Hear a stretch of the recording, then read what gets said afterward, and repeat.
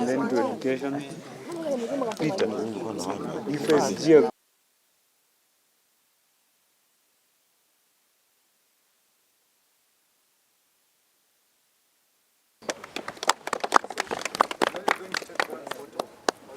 What to do at what time? Pull down, people. I think we are misbehaving. Msongori. Okay, give me that speech. I would like to start my statement by picking up from the second last sentence of my last social media post. It's a statement from our national anthem. May we dwell in unity, peace, and liberty.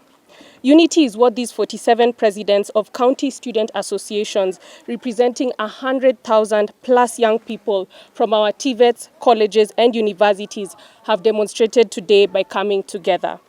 What is unique about these groups is that they have created systems and structures that combine national and county governments, all the way from having ward reps, constituency reps, cabinet secretaries, and these presidents. They are challenging themselves to understand how leadership and governance works, because in the next few years, they are the next MPs, the next CEOs, the next founders of organizations. Each one of these young people has put behind their own individual ambitions and desires to combat challenges facing their counties, such as quality education, arts, sports and talent promotion, mentorship, and the like. They are organized and have come together with one accord, in common bond, united. I know this because I have interacted and worked with some of you for the past year or so, and I'm very proud of your achievements thus far. Peace is something that has been far from us in recent days. It is something that we are praying for and leading the front in attaining as young people. This is why we stand against the particular protests that have shown no leadership from young people, but rather a push from dark forces to create chaos in a country that we so love. Looted businesses and many days of operation lost for profit-making organizations and community-oriented companies are so disheartening. One of the ways out of poverty is entrepreneurship and business, something we're encouraging our young people to engage in, and something we have to strongly safeguard. I mean, how else will plenty be found within our borders?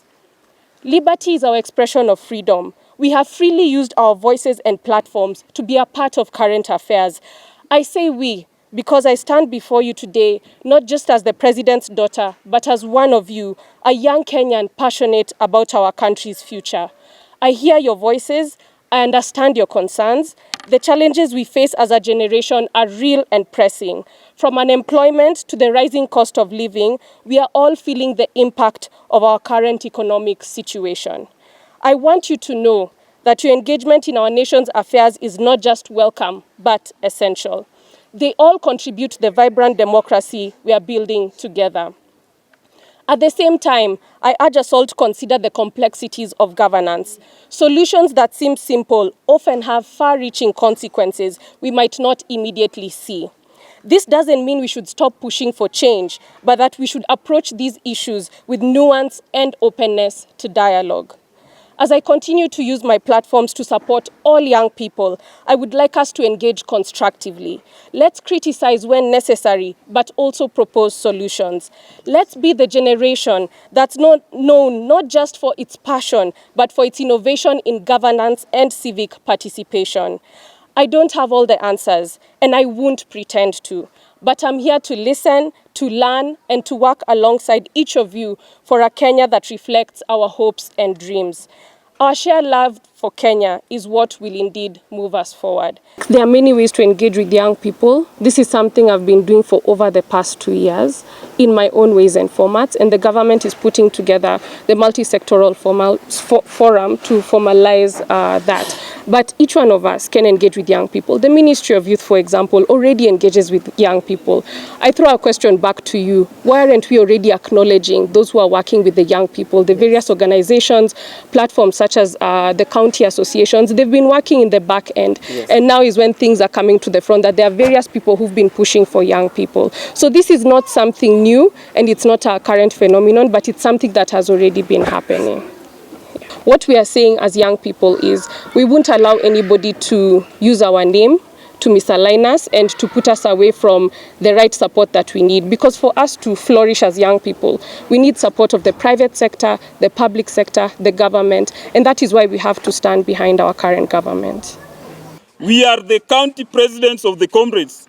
We, the county president of the comrades, have seen our members being dubbed as faceless, tribeless, and fearless. But they are equally not leaderless, reckless, and structureless.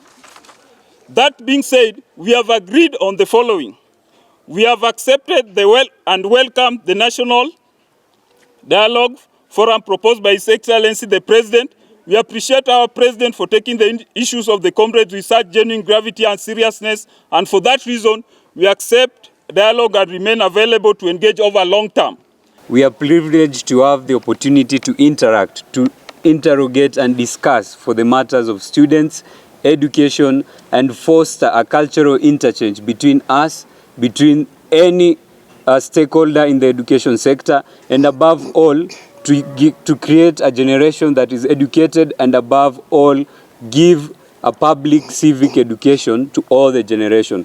What we are saying as young people is we won't allow anybody to use our name to misalign us and to put us away from the right support that we need. Because for us to flourish as young people, we need support of the private sector, the public sector, the government, and that is why we have to stand behind our current government.